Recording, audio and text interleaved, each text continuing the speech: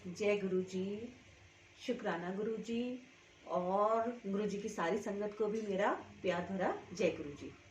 गुरुर्ब्रह्मा गुरुर्विष्णु गुरुर्देवो महेश्वरा गुरु साक्षात् परब्रह्म तस्मै श्री गुरुवे नमः। संगत जी, आज मैं गीता का पाठ करने जा रही हूँ, अध्याय 1। आप सभी लोग मन लगाकर अवश्य सुनिएगा और वीडियो को पूरा वॉच कीजिएगा। गीता सुनने के बहुत बहुत अनेकों लाभ हैं और वो लाभ ये हैं कि हमें नहीं पता हमारे पिछले जन्म के कर्म कैसे हैं। कर्म कटवाने के लिए ही हमने गुरु जी का हाथ पकड़ा है, या ये कह लो कि गुरु जी ने हमारा हाथ पकड़ा है ना। लेकिन उसमें भी एक बात है कि गुरुजी 95 कर्म हमारे काट देते हैं और 5% तो हमें खुद को ही भुगतते हैं। लेकिन होता क्या है कि 5% भी हम लोगों से झेले नहीं जाते। हम मनुष्य योनि में हैं और पता नहीं हमारे प्रारब्ध में क्या है क्या नहीं, क्या हम कर्म करके आए हैं, कोई नहीं जानता। लेकिन प्रभु ने अगर हमें मनुष्य योनि दी है तो वो हमें एक तरह से अपने कर्म सुधारने के लिए ही दी है, क्योंकि ये मृत्यु लोक है और ये ही कर्म भूमि है। हमें जो ये पंच तत्व से बना हुआ शरीर प्राप्त हुआ है प्रकृति के द्वारा, आकाश वायु अग्नि जल पृथ्वी, तो ये इसीलिए मिला है कि हम अपने कर्मों को सुधार सके। तो कर्म सुधारने के लिए सबसे बेस्ट उपाय अगर कोई है तो वो है गीता, है ना। क्योंकि रामायण बताती है क्या करना है, महाभारत बताती है क्या नहीं करना है, और गीता बताती है कि जीना कैसे है। मेन है हमें जीना कैसे है, हमारी लाइफ कैसी हो, उसके लिए हमें गीता का पाठ श्रवण करना अति आवश्यक है ना। तो मैं पाठ कर रही हूँ और आप सभी लोगों के साथ इसको मैं शेयर कर रही हूँ ताकि आप सब लोग भी इसका पुण्य लाभ उठा सकें। तो आज जो हम इसमें पाठ करने जा रहे हैं वो है अध्याय 1 कुरुक्षेत्र। आप दर्शन कर लीजिए कृष्ण भगवान के भी और गुरु जी के भी, और सबको खूब खूब ब्लेसिंग मिले, कृष्ण भगवान की भी और गुरु जी की भी। मैं गुरु जी ब्लेसिंग कल्याण गीता के जितने भी यूट्यूब फैमिली के मेरे सदस्य हैं, मैं सबके लिए, अपने परिवार के लिए प्रार्थना करती हूँ, गुरु जी से भी और कृष्ण भगवान से भी, है तो ये एक ही है ना। तो परमात्मा से मैं प्रार्थना करती हूँ कि सभी लोग खूब खूब खूब खुश रहें, सब भगवान जी सबको खूब खूब खूब ज्यादा ब्लेस करें, है ना।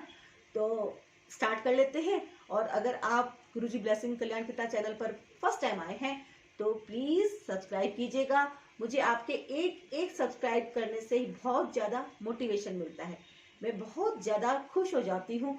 और जब दिल खुश होता है तो दिल से तरंगे उमंगे सब निकलती है और अपने परिवार की कामयाबी के लिए अरदास बढ़ती जाती है। वीडियो को पूरा वॉच कीजिएगा और लाइक कीजिएगा और अपनों के साथ शेयर करना बिल्कुल भी मत भूलेगा। कोई कंजूसी मत कीजिएगा, शेयर करना बहुत अच्छी बात होती है, क्योंकि गीता का पाठ जितना पढ़ने से पुण्य मिलता है उससे कहीं गुने ज्यादा सुनाने से पुण्य मिलता है। तो आप किसी को सुनाएंगे तो उससे उसका भी भला है और आपका भी भला है। तो स्टार्ट करते हैं हम। शुक्राना गुरु जी, मेरे को ये गीता पाठ करवाने के लिए, ये जो आपने मौका दिया है इसके लिए आपका धन्यवाद है।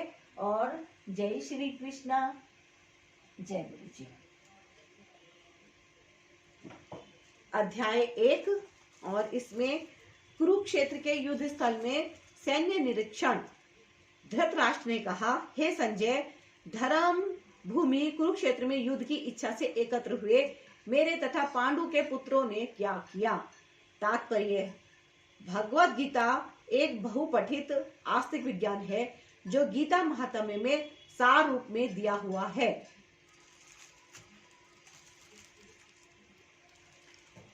इसमें यह उल्लेख है कि मनुष्य को चाहिए कि वह श्री कृष्ण के भक्त की सहायता से समीक्षण करते हुए भगवत गीता का अध्ययन करे और स्वार्थ प्रेरित व्याख्यानों के बिना उसे समझने का प्रयास करे।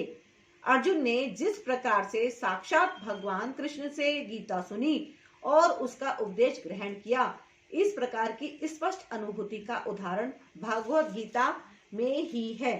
यदि उसी गुरु परंपरा से निजी स्वार्थ से प्रेरित हुए बिना किसी को भगवत गीता समझने का सौभाग्य प्राप्त हो, तो वह समस्त वैदिक ज्ञान तथा विश्व के समस्त शास्त्रों के अध्ययन को पीछे छोड़ देता है।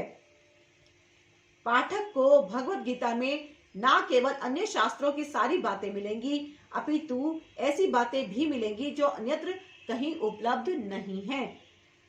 यही गीता का विशिष्ट मानदंड है। स्वयं भगवान श्री कृष्ण द्वारा साक्षात उच्चरित होने के कारण यह पूर्ण आस्तिक विज्ञान है। महाभारत में वर्णित धृतराष्ट्र तथा संजय की वार्ताएं इस महान दर्शन के मूल सिद्धांत का कार्य करती हैं। माना जाता है कि इस दर्शन की प्रस्तुति कुरुक्षेत्र के युद्ध स्थल में हुई, जो वैदिक युग से पवित्र तीर्थ स्थल रहा है। इसका प्रवचन भगवान द्वारा मानव जाति के पथ प्रदर्शन हेतु तब किया गया जब वे इस लोक में स्वयं उपस्थित थे। धर्म क्षेत्र शब्द सार्थक है, क्योंकि कुरुक्षेत्र के युद्ध स्थल में अर्जुन के पक्ष में श्री भगवान स्वयं उपस्थित थे। कौरवों का पिता धृतराष्ट्र अपने पुत्रों की विजय की संभावना के विषय में अत्यधिक संदिग्ध था। अतः इसी संदेह के कारण उसने अपने सचिव से पूछा। उन्होंने क्या किया? वह आश्वस्त था कि उसके पुत्र तथा उसके छोटे भाई पांडु के पुत्र कुरुक्षेत्र की युद्ध भूमि में निर्णयात्मक संग्राम के लिए एकत्र हुए हैं। फिर भी उसकी जिज्ञासा सार्थक है। वह नहीं चाहता था कि भाइयों में कोई समझौता हो। अतः वह युद्ध भूमि में अपने पुत्रों की नियति, भाग्य, भावी के विषय में आश्वस्त होना चाह रहा था। चूंकि इस युद्ध को कुरुक्षेत्र में लड़ा जाना था, जिसका उल्लेख वेदों में स्वर्ग के निवासियों के लिए भी तीर्थ स्थल के रूप में हुआ है, अतः धृतराष्ट्र अत्यंत भयभीत था कि इस पवित्र स्थल का युद्ध के परिणाम पर ना जाने क्या प्रभाव पड़े। उसे भली भांति ज्ञात था कि उसका प्रभाव अर्जुन तथा पांडु के अन्य पुत्रों पर अत्यंत अनुकूल पड़ेगा, क्योंकि स्वभाव से वे सभी पुण्यात्मा थे।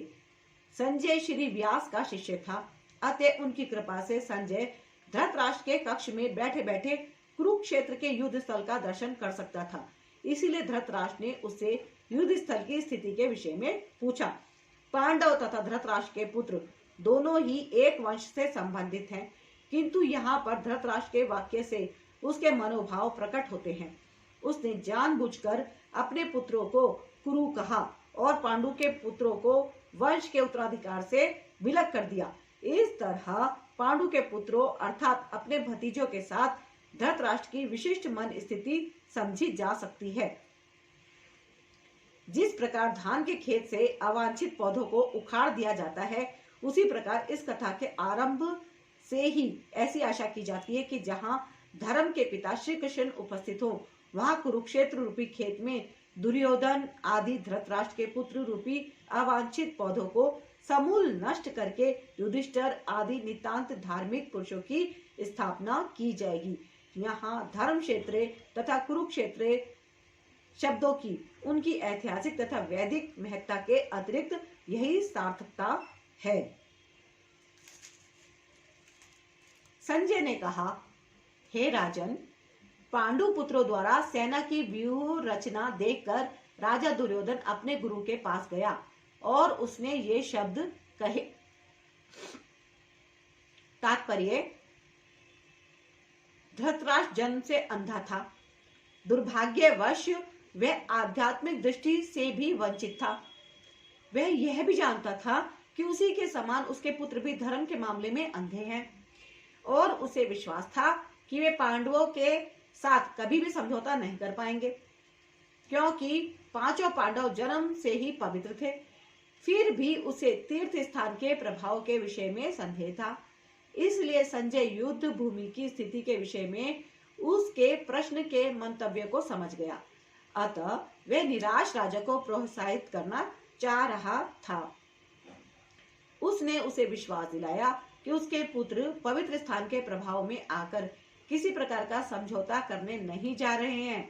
उसने राजा को बताया कि उसका पुत्र दुर्योधन पांडवों की सेना को देखकर तुरंत अपने सेनापति द्रोणाचार्य को वास्तविक स्थिति से अवगत कराने गया। यद्यपि दुर्योधन को राजा कहकर संबोधित किया गया है, तो भी स्थिति की गंभीरता के कारण उसे सेनापति के पास जाना पड़ा। अतएव दुर्योधन राजनीतिज्ञ बनने के लिए सर्वथा उपयुक्त था, किंतु जब उसने पांडवों की व्यूह रचना देखी तो उसका यह कूटनीतिक व्यवहार उसके भय को छिपा न पाया। हे आचार्य, पांडुपुत्रों की विशाल सेना को देखें, जिसे आपके बुद्धिमान शिष्य द्रुपद के पुत्र ने इतने कौशल से व्यवस्थित किया है। तात्पर्य, परम राजनीतिज्ञ दुर्योधन महान ब्राह्मण सेनापति द्रोणाचार्य के दोषों को इंगित करना चाहता है। अर्जुन की पत्नी द्रौपदी के पिता राजा द्रुपद के साथ द्रोणाचार्य का कुछ राजनीतिक झगड़ा था। इस झगड़े के फलस्वरूप द्रुपद ने एक महान यज्ञ संपन्न किया, जिससे उसे एक ऐसा पुत्र प्राप्त होने का वरदान मिला जो द्रोणाचार्य का वध कर सके। द्रोणाचार्य से भली भांति जानता था, किंतु जब द्रुपद का पुत्र धृष्टद्युम्न युद्ध शिक्षा के लिए उसको सौंपा गया, तो द्रोणाचार्य को उसे अपने सारे सैनिक रहस्य प्रदान करने में कोई झिझक नहीं हुई। तब धृष्टद्युम्न कुरुक्षेत्र की युद्ध भूमि में पांडवों का पक्ष ले रहा था। अब धृष्टद्युम्न कुरुक्षेत्र की युद्ध भूमि में पांडवों का पक्ष ले रहा था और उसने द्रोणाचार्य से जो कला सीखी थी, उसी के आधार पर उसने यह व्यूह रचना की थी। दुर्योधन ने द्रोणाचार्य की इस दुर्बलता की ओर इंगित किया। दुर्योधन ने द्रोणाचार्य की इस दुर्बलता की ओर इंगित किया, जिससे वह युद्ध में सजग रहे और समझौता ना करे। इसके द्वारा वह द्रोणाचार्य को यह भी बताना चाह रहा था कि कहीं वह अपने प्रिय शिष्य पांडवों के प्रति युद्ध में उदारता ना दिखा बैठे। विशेष रूप से अर्जुन उसका अत्यंत प्रिय तेजस्वी शिष्य था। दुर्योधन ने यह भी चेतावनी दी कि युद्ध में इस प्रकार की उदारता से हार हो सकती है। देखो कितना भय था, है ना। और देखो कितना इसमें शिष्टाचार भी था कि उस समय पे जो ये थे द्रोणाचार्य जी, कि इन्होंने ये जानते हुए कि द्रुपद ने वो जो यज्ञ करा उससे एक पुत्र प्राप्त करा जिसका नाम द्रुपद था, कि भाई ये द्रोणाचार्य का वध करे, तब भी उन्होंने उसको पूरे प्यार से, पूरी सद्भावना के साथ पूरी शिक्षा और पूरे सीक्रेट शेयर करे। और वो जो भी उन्होंने कुछ सीखा धृष्टद्युम्न ने,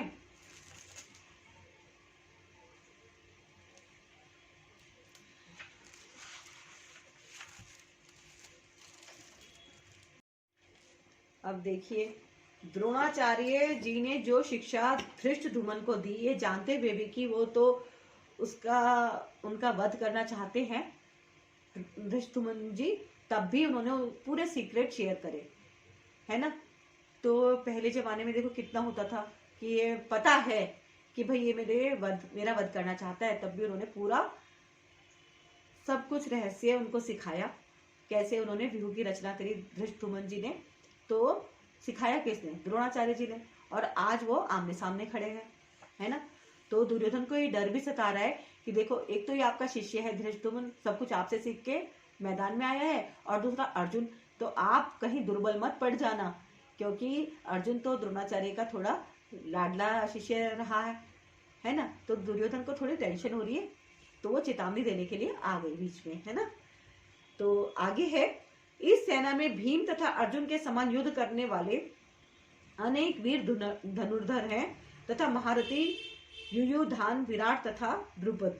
तात्पर्य, यद्यपि युद्ध कला में द्रोणाचार्य की महान शक्ति के समक्ष धृष्टद्युम्न महत्वपूर्ण बाधक नहीं था, किंतु ऐसे अनेक योद्धा थे जिनसे भय था। दुर्योधन इन्हें विजय पथ में अत्यंत बाधक बताता है, क्योंकि इनमें से प्रत्येक योद्धा भीम तथा अर्जुन के समान दुर्जय था। उसे भीम तथा अर्जुन के बल का ज्ञान था, इसलिए वह अन्यों की तुलना इन दोनों से करता है। इनके साथ ही धृष्टकेतु, चेकितान, काशीराज, पुरुजीत, कुंती भोज तथा शैब्य जैसे महान शक्तिशाली योद्धा भी हैं। पराक्रमी युधामन्यु अत्यंत शक्तिशाली उत्तमौजा, सुभद्रा का पुत्र तथा द्रौपदी के पुत्र ये सभी महारथी हैं। किंतु हे ब्राह्मण श्रेष्ठ, आपकी सूचना के लिए मैं अपनी सेना के उन नायकों के विषय में बताना चाहूंगा जो मेरी सेना को संचालित करने में विशेष रूप से निपुण हैं। मेरी सेना में स्वयं आप, भीष्म, कर्ण, कृपाचार्य, अश्वत्थामा, विकर्ण तथा सोमदत्त का पुत्र भूरिश्रवा आदि हैं, जो युद्ध में सदैव विजयी रहे हैं।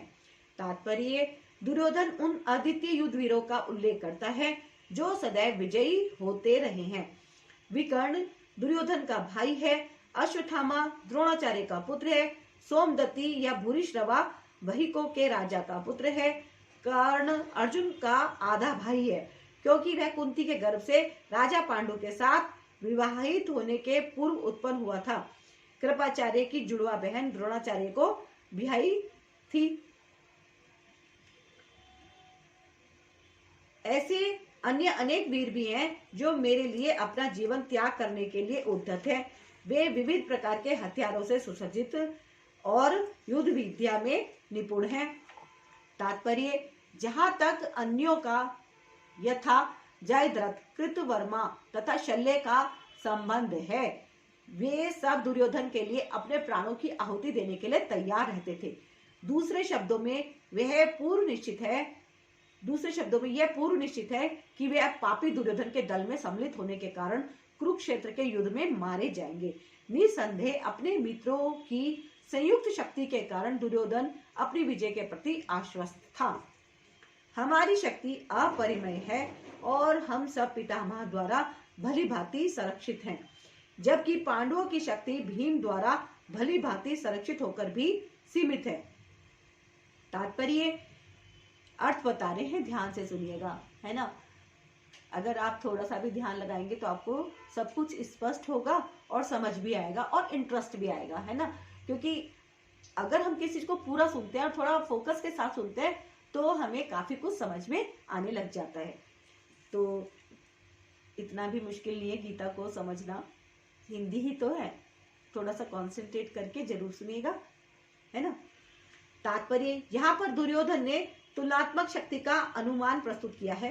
वह सोचता है कि अत्यंत अनुभवी सेना नायक भीष्म पितामह के द्वारा विशेष रूप से संरक्षित होने के कारण उसकी सशस्त्र सेनाओं की शक्ति अपरिमेय है। दूसरी ओर पांडवों की सेनाएं सीमित है, क्योंकि उनकी सुरक्षा एक कम अनुभवी नायक भीम द्वारा की जा रही है, जो भीष्म की तुलना में नगण्य है।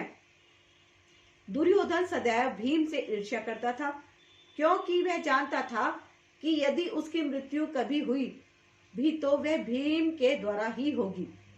देखो, दुर्योधन को पहले से ही पता था कि अगर वो मरा तो भीम के हाथों ही उसकी मृत्यु है, इसलिए वो उनसे नफरत करता था, क्योंकि पता था कि ये ही मारेगा मेरे को, तो है ना। किंतु साथ ही उसे दृढ़ विश्वास था कि भीष्म की उपस्थिति में उसकी विजय निश्चित है, क्योंकि भीष्म कहीं अधिक उत्कृष्ट सेनापति हैं, वह युद्ध में विजयी होगा, यह उसका दृढ़ निश्चय था, क्योंकि भीष्म पितामह तो भीष्म पितामह है ना। अतएव सैन्य व्यूह में अपने अपने मोर्चों पर खड़े रहकर आप सभी भीष्म पितामह को पूरी सहायता दें। तात्पर्य, भीष्म पितामह के शौर्य की प्रशंसा करने के बाद दुर्योधन ने सोचा कि कहीं अन्य योद्धा यह न समझ ले कि उन्हें कम महत्व दिया जा रहा है। अतः दुर्योधन ने अपने सहज कूटनीतिज्ञ ढंग से स्थिति संभालने के उद्देश्य से उपयुक्त शब्द कहे। उसने बलपूर्वक कहा कि भीष्म देव निसंदेह महानतम, किंतु अब वे वृद्ध हो चुके हैं, अतः प्रत्येक सैनिक को चाहिए कि चारों ओर से उनकी सुरक्षा का विशेष ध्यान रखे। हो सकता है कि वे किसी एक दिशा में युद्ध करने में लग जाएं और शत्रु इस व्यवस्था का लाभ उठा ले। अतः यह आवश्यक है कि अन्य योद्धा मोर्चे पर अपनी अपनी स्थिति पर अडिग रहे और शत्रु को व्यूह ना तोड़ने दे। दुर्योधन को पूर्ण विश्वास था कि कुरुओं की विजय भीष्म देव की उपस्थिति पर निर्भर है। उसे युद्ध में भीष्म देव तथा द्रोणाचार्य के पूर्ण सहयोग की आशा थी, क्योंकि वह अच्छी तरह जानता था कि इन दोनों ने उस समय एक शब्द भी नहीं कहा था जब अर्जुन की पत्नी द्रौपदी को असहाय अवस्था में भरी सभा में नग्न किया जा रहा था, और जब उसने उनसे न्याय की भीख मांगी थी, यह जानते हुए भी कि इन दोनों सेनापतियों के मन में पांडवों के लिए स्नेह था, दुर्योधन को आशा थी कि वे इस स्नेह को उसी तरह त्याग देंगे जिस तरह उन्होंने ध्रुव क्रीड़ा के अवसर पर किया था। तब कुरुवंश को वयोवृद्ध परम प्रतापी एवं वृद्ध पितामह ने सिंह गर्जना की सी ध्वनि करने वाले अपने शंख को उच्च स्वर से बजाया, जिससे दुर्योधन को हर्ष हुआ। तात्पर्य, कुरुवंश के वयोवृद्ध पितामह अपने पौत्र दुर्योधन का मनोभाव जान गए और उसके प्रति अपनी स्वाभाविक दयावश उन्होंने उसे प्रसन्न करने के लिए अत्यंत उच्च स्वर से अपना शंख बजाया, जो उनकी सिंह के समान स्थिति के अनुरूप था। अप्रत्यक्ष रूप में शंख के द्वारा प्रतीकात्मक ढंग से उन्होंने अपने हताश पौत्र दुर्योधन को बता दिया कि उन्हें युद्ध में विजय की आशा नहीं है, क्योंकि दूसरे पक्ष में साक्षात भगवान श्री कृष्ण हैं। जय श्री कृष्ण। फिर भी युद्ध का मार्गदर्शन करना उनका कर्तव्य था और इस संबंध में वे कोई कसर नहीं रखेंगे। तत्पश्चात शंख, नगाड़े, बिगुल, तुरही तथा सींग सहसा एक साथ बज उठे। वह संवेद स्वर अत्यंत कोलाहलपूर्ण था। दूसरी ओर से श्वेत घोड़े द्वारा खींचे जाने वाले विशाल रथ पर आसीन कृष्ण तथा अर्जुन ने अपने अपने दिव्य शंख बजाए। तात्पर्य, भीष्मदेव द्वारा बजाए गए शंख की तुलना में कृष्ण तथा अर्जुन के शंखों को दिव्य कहा गया है। दिव्य शंखों के नाद से यह सूचित हो रहा था कि दूसरे पक्ष की विजय की कोई आशा न थी, क्योंकि कृष्ण पांडवों के पक्ष में थे। जयस्तु पांडु पुत्राणाम येषा पक्षे जनार्दना। जय सदा पांडु के पुत्र जैसों की होती है, क्योंकि भगवान कृष्ण उनके साथ है, और जहां जहां भगवान विद्यमान है वहीं वहीं लक्ष्मी भी रहती है, क्योंकि वे अपने पति के बिना नहीं रह सकती। अतः जैसा कि विष्णु या भगवान कृष्ण के शंख द्वारा उत्पन्न दिव्य ध्वनि से सूचित हो रहा था, विजय तथा श्री दोनों ही अर्जुन की प्रतीक्षा कर रही थी। इसके अतिरिक्त जिस रथ में दोनों मित्र आसीन थे वह अर्जुन को अग्नि देवता द्वारा प्रदत्त था, और इससे सूचित हो रहा था कि तीनों लोकों में जहां कहीं भी यह जाएगा वहां विजय निश्चित है। भगवान कृष्ण ने अपना पंचजन्य शंख बजाया। अर्जुन ने देवदत्त शंख तथा अति भोजी एवं अति मानवीय कार्य करने वाले भीष्म ने पांडु नामक भयंकर शंख बजाया। तात्पर्य, इस श्लोक में भगवान कृष्ण को हषिकेश कहा गया है, क्योंकि वे ही समस्त इंद्रियों के स्वामी हैं। सारे जीव उनके भिन्नांश हैं, अतः जीवों की इंद्रियां भी उनकी इंद्रियों के अंश हैं। चूंकि निर्विशेषवादी जीवों की इंद्रियों का कारण बताने में असमर्थ है, इसलिए वे जीवों को इंद्रिय रहित या निर्विशेष कहने के लिए उत्सुक रहते हैं। भगवान समस्त जीवों के हृदयों में स्थित होकर उनकी इंद्रियों का निर्देशन करते हैं, किंतु वे इस तरह निर्देशन करते हैं कि जीव उनकी शरण ग्रहण कर ले, और विशुद्ध भक्त की इंद्रियों का तो वे प्रत्यक्ष निर्देशन करते हैं। यहाँ कुरुक्षेत्र की युद्ध भूमि में भगवान कृष्ण अर्जुन की दिव्य इंद्रियों का निर्देशन करते हैं, इसलिए उनको हषिकेश कहा गया है। भगवान के विविध कार्यों के अनुसार उनके भिन्न भिन्न नाम हैं। उदाहरण, उनका एक नाम मधुसूदन है, क्योंकि उन्होंने मधु नाम के असुर को मारा था। वे गौओं तथा इंद्रियों को आनंद देने के कारण गोविंद कहलाते हैं। वसुदेव के पुत्र होने के कारण इनका नाम वासुदेव है। देवकी को माता रूप में स्वीकार करने के कारण इनका नाम देवकी नंदन है। वृंदावन में यशोदा के साथ बाल लीलाएं करने के कारण ये यशोदा नंदन है। अपने मित्र अर्जुन का सारथी बनने के कारण पार्थ सारथी हैं। इसी प्रकार उनका एक नाम हषिकेश है, क्योंकि उन्होंने कुरुक्षेत्र के युद्ध स्थल में अर्जुन का निर्देशन किया। इस श्लोक में अर्जुन को धनंजय कहा गया है, क्योंकि जब इनके बड़े भाई को विभिन्न यज्ञ संपन्न करने के लिए धन की आवश्यकता हुई थी तो उसे प्राप्त करने में इन्होंने सहायता की थी। इस प्रकार भीम वृकोदर कहलाते हैं, क्योंकि जैसे वे अधिक खाते हैं उसी प्रकार वे अति मानवीय कार्य करने वाले हैं। जैसे हिडिंबासुर का वध, अतः पांडवों के पक्ष में श्री कृष्ण इत्यादि विभिन्न व्यक्तियों द्वारा विशेष प्रकार के शंखों का बजाया जाना युद्ध करने वाले सैनिकों के लिए अत्यंत प्रेरणाप्रद था। विपक्ष में ऐसा कुछ न था, ना तो परम निर्देशक भगवान कृष्ण थे, ना ही भाग्य की देवी श्री थी। अतः युद्ध में उनकी पराजय पूर्व निश्चित थी। शंखों की ध्वनि मानो यही संदेश दे रही थी। हे राजन, कुंती पुत्र राजा युधिष्ठिर ने अपना अनंत विजय नामक शंख बजाया तथा नकुल और सहदेव ने सुघोष एवं मणिपुष्पक शंख बजाए। महान धनुर्धर काशीराज, परम योद्धा शिखंडी, धृष्टद्युम्न, विराट, अजय, सात्यकी, द्रुपद, द्रौपदी के पुत्र तथा सुभद्रा के महाभाऊ पुत्र आदि सबों ने अपने अपने शंख बजाए। तात्पर्य, संजय ने राजा धृतराष्ट्र को अत्यंत चतुराई से यह बताया कि पांडु के पुत्रों को धोखा देने तथा राज्य सिंहासन पर अपने पुत्रों को आसीन कराने की यह अविवेकपूर्ण नीति श्लाघनीय नहीं थी।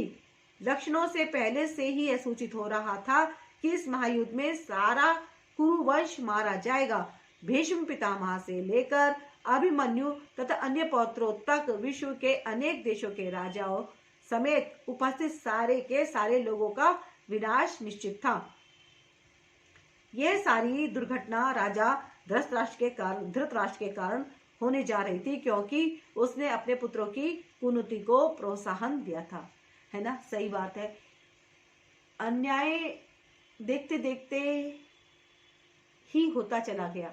बड़ों का फर्ज है ना, कि वो ये यहाँ पे ही एक रोल यही नहीं बैठता गीता का कि यहाँ पे एक इतिहास है। ये हमारी डेली की लाइफ में भी जगह जगह आपने ऐसी घटनाएं देखी होंगी कि एक परिवार में दो फैमिली हैं, दो भाई हैं, तो उनके माता पिता पूरा सही से संपत्ति का बंटवारा नहीं कर पाते, जिसके कारण उनके घर में कलह कलेश का वातावरण जन्म ले लेता है ना। कि सबसे सही रहता है कि मतलब हम गीता पढ़ रहे हैं, लेकिन हमें कुछ बातें इसमें से ऑब्जर्व करने की बहुत ज़्यादा ज़रूरत है। कि हम सभी, है ना, जो भी इस गीता को सुन रहे हैं, एक अपने आप ध्यान दीजिए कि सच में समाज में क्या ऐसा होता नहीं है कि कई सारे लोग घेराबंदी करके एक जने को निसहाय सा कर देते हैं, असहाय बना देते हैं। क्यों?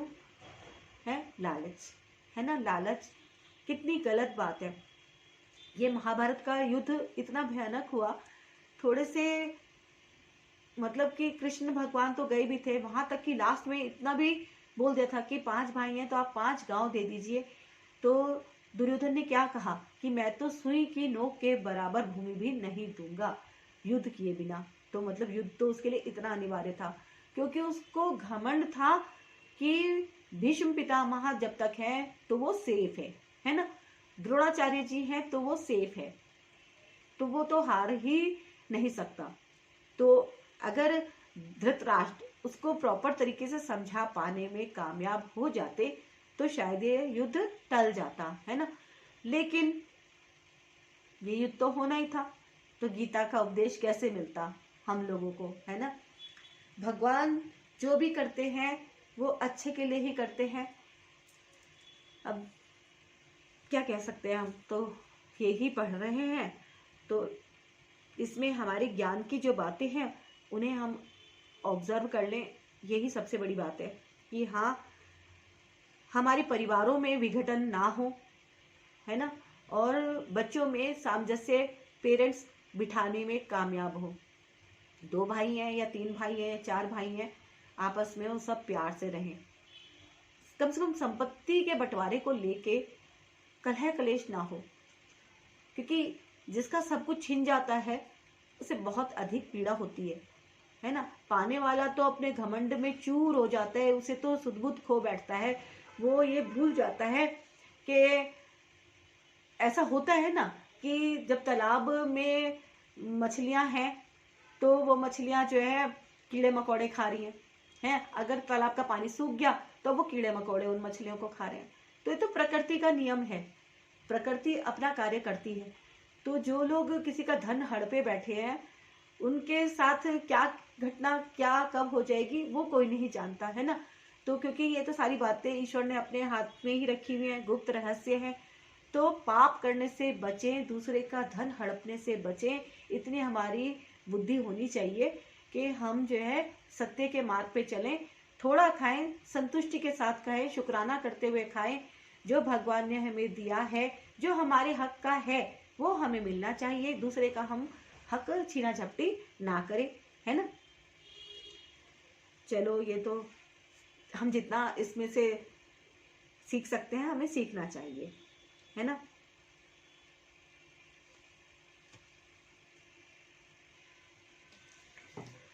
इन विभिन्न शंखों की ध्वनि कोलाहल पूर्ण बन गई, जो आकाश तथा पृथ्वी को शब्दायमान करती हुई धृतराष्ट्र के पुत्रों के हृदय को विदीर्ण करने लगी। तात्पर्य, जब भीष्म तथा दुर्योधन के पक्ष के अन्य वीरों ने अपने अपने शंख बजाए तो पांडवों के हृदय विदीर्ण नहीं हुए, ऐसी घटनाओं का वर्णन नहीं मिलता। किंतु इस विशिष्ट श्लोक में कहा गया है कि पांडव पक्ष के शंखनाद से धृतराष्ट्र के पुत्रों के हृदय विदीर्ण हो गए, है ना। इसका कारण स्वयं पांडव और भगवान कृष्ण में उनका विश्वास है। परमेश्वर की शरण ग्रहण करने वालों को किसी प्रकार का भय नहीं रह जाता, चाहे वह कितनी ही विपत्ति में क्यों ना हो। उस समय हनुमान से अंकित ध्वजा लगे रथ पर आसीन पांडुपुत्र अर्जुन अपना धनुष उठाकर तीर चलाने के लिए उद्यत हुआ। हे राजन, धृतराष्ट्र के पुत्रों को व्यूह में खड़ा देखकर अर्जुन ने श्री कृष्ण से ये वचन कहे। तात्पर्य, युद्ध प्रारंभ होने ही वाला था। उपयुक्त कथन से ज्ञात होता है कि पांडवों की सेना की अप्रत्याशित व्यवस्था से धृतराष्ट्र के पुत्र बहुत कुछ निरुत्साहित थे, क्योंकि युद्ध भूमि में पांडवों का निर्देशन भगवान कृष्ण के आदेशानुसार हो रहा था। अर्जुन की ध्वजा पर हनुमान का चिन्ह भी विजय का सूचक है, क्योंकि हनुमान ने राम तथा रावण युद्ध में राम की सहायता की थी, जिससे राम विजयी हुए थे। इस समय अर्जुन की सहायता के लिए उनके रथ पर राम तथा हनुमान दोनों उपस्थित थे। भगवान कृष्ण साक्षात राम हैं और जहाँ भी राम रहते हैं वहाँ उनका नित्य सेवक हनुमान होता है तथा उनकी नित्य संगनी वैभव की देवी सीता उपस्थित रहती है। अतः अर्जुन के लिए किसी भी शत्रु से भय का कोई कारण नहीं था। इससे भी अधिक इंद्रियों के स्वामी भगवान कृष्ण निर्देश देने के लिए साक्षात उपस्थित थे। इस प्रकार अर्जुन को युद्ध करने के मामले में सारा सत परामर्श प्राप्त था।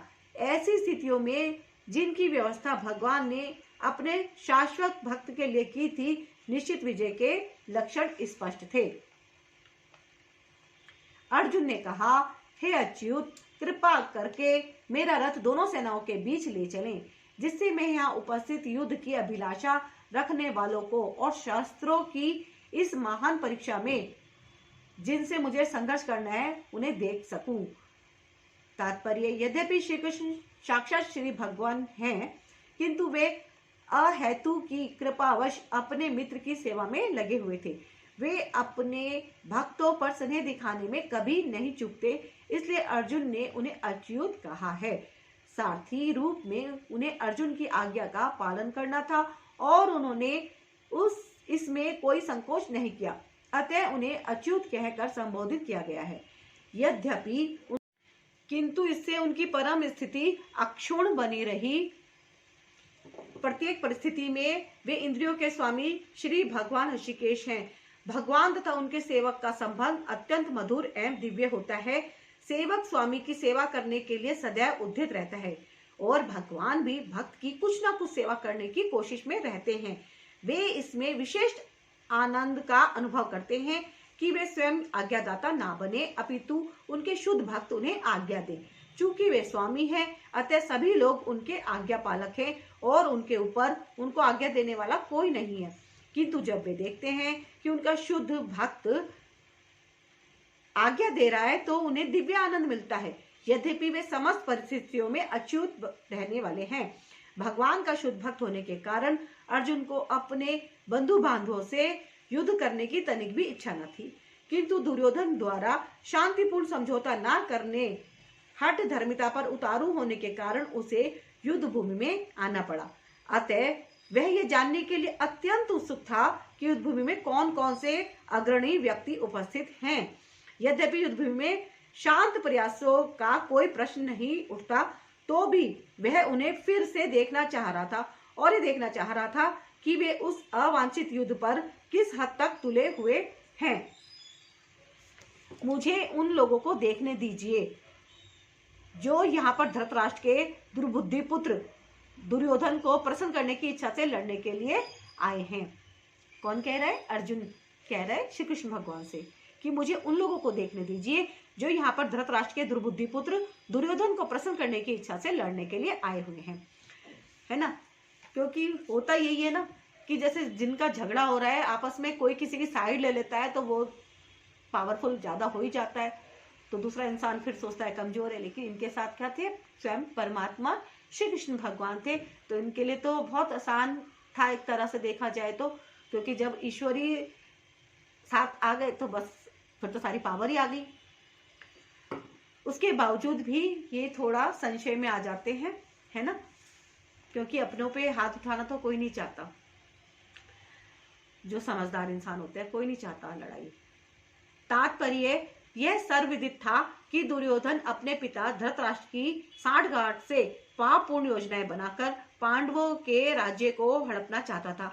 अतः जिन समस्त लोगों ने दुर्योधन का पक्ष ग्रहण किया था वे उसी के समान अधर्मा रहे होंगे।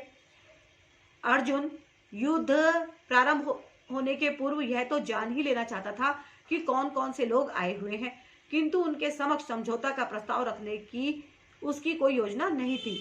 यह भी तथ्य था कि वह उनकी शक्ति का, जिसका उसे सामना करना था, अनुमान लगाने की दृष्टि से उन्हें देखना चाह रहा था। यद्यपि उसे अपनी विजय पर विश्वास था, क्योंकि कृष्ण उसके बगल में विराजमान थे। संजय ने कहा, हे भरतवंशी, अर्जुन द्वारा इस प्रकार संबोधित किए जाने पर भगवान कृष्ण ने दोनों दलों के बीच में उस उत्तम रथ को लाकर खड़ा कर दिया, है ना। जब अर्जुन ने कहा मुझे लेके चलो, मैं सबको एक बार देखना चाहता हूँ कि कौन कौन युद्ध करने आए हैं मुझसे, तो कृष्ण भगवान ने ठीक वैसा ही किया जैसा अर्जुन ने कहा। उन्होंने बिल्कुल बीचों बीच रथ को लाकर खड़ा कर दिया। तात्पर्य इस श्लोक में अर्जुन को गुंडाकेश कहा गया है। गुंडाका का अर्थ है नींद, और नींद को जीत लेना, जो जीत लेता है वह गुंडाकेश है। नींद का अर्थ अज्ञान भी है।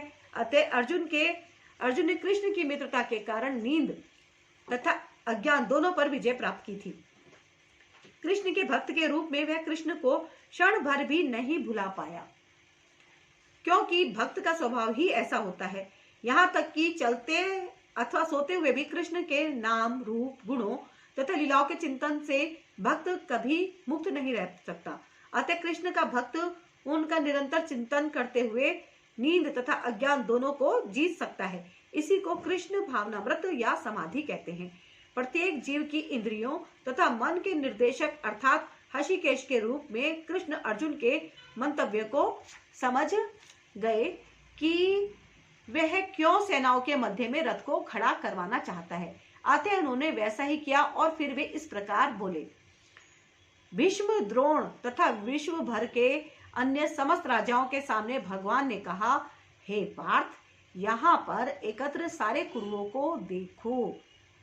तात्पर्य समस्त जीवों के परमात्मा स्वरूप भगवान कृष्ण यह जानते थे कि अर्जुन के मन में क्या बीत रहा है ना। इस प्रसंग में ऋषिकेश शब्द का प्रयोग सूचित करता है कि वे सब कुछ जानते थे। इसी प्रकार पार्थ शब्द अर्थात प्रथा या कुंती पुत्र भी अर्जुन के लिए प्रयुक्त होने के कारण महत्वपूर्ण है। मित्र के रूप में वे अर्जुन को बता देना चाहते थे कि चूंकि अर्जुन उनके पिता वसुदेव की बहन प्रथा का पुत्र था, इसलिए उन्होंने अर्जुन का सारथी बनना स्वीकार किया था। किंतु जब उन्होंने अर्जुन से कुरुओं को देखो कहा तो इससे उनका क्या अभिप्राय था? क्या अर्जुन वहीं पर रुककर युद्ध करना नहीं चाहता था?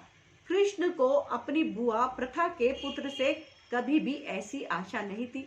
इस प्रकार से कृष्ण ने अपने मित्र की मनस्थिति को पूर्व सूचना परिहास वश दी है।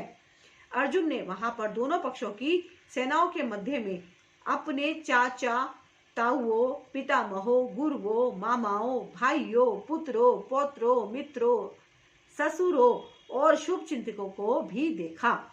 तात्पर्य, अर्जुन युद्ध भूमि में अपने सभी संबंधियों को देख सका। वह अपने पिता के समकालीन भूरिश्रवा जैसे व्यक्तियों, भीष्म तथा सोमदत्त जैसे पितामहों, द्रोणाचार्य तथा कृपाचार्य जैसे गुरुओं, शल्य तथा शकुनी जैसे मामाओं, दुर्योधन जैसे भाइयों, लक्ष्मण जैसे पुत्रों, अश्वत्थामा जैसे मित्रों एवं कृतवर्मा जैसे शुभचिंतकों को देख सका। वह उन सेनाओं को भी देख सका जिनमें उसके अनेक मित्र थे। जब कुंती पुत्र अर्जुन ने मित्रों तथा संबंधियों की इन विभिन्न श्रेणियों को देखा तो वह करुणा से अभिभूत हो गया और इस प्रकार बोला। अर्जुन ने कहा, हे कृष्ण, इस प्रकार युद्ध की इच्छा रखने वाले अपने मित्रों तथा संबंधियों को अपने समक्ष उपस्थित देखकर मेरे शरीर के अंग कांप रहे हैं, है ना, और मेरा मुंह सूखा जा रहा है।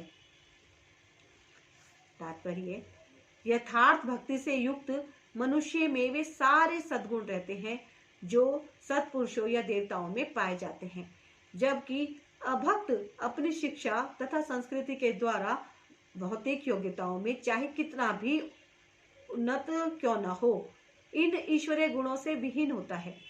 अतः स्वजनों, मित्रों तथा संबंधियों को युद्ध भूमि में देखते ही अर्जुन उन सब के लिए करुणा के अभिभूत हो गया जिन्होंने परस्पर युद्ध करने का निश्चय किया था।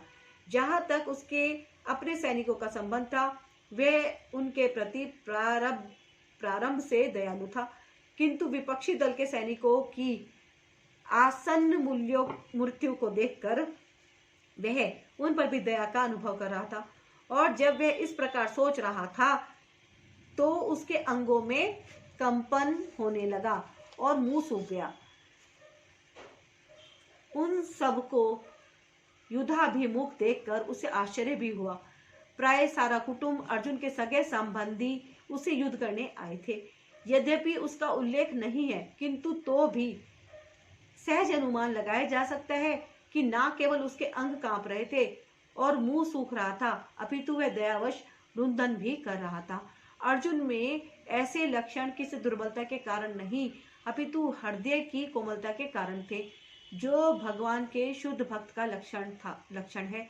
अतः कहा गया है, जो भगवान के प्रति अविचल भक्ति रखता है उसमें देवताओं के सद्गुण पाए जाते हैं, किंतु जो भगवत भक्त नहीं है, भगवान भक्त नहीं है, उसके पास भौतिक योग्यताएं ही रहती हैं जिनका कोई मूल्य नहीं है। इसका कारण यह है कि वह मानसिक धरातल पर मंडराता रहता है और ज्वलंत माया के द्वारा अवश्य ही आकृष्ट होता रहता है।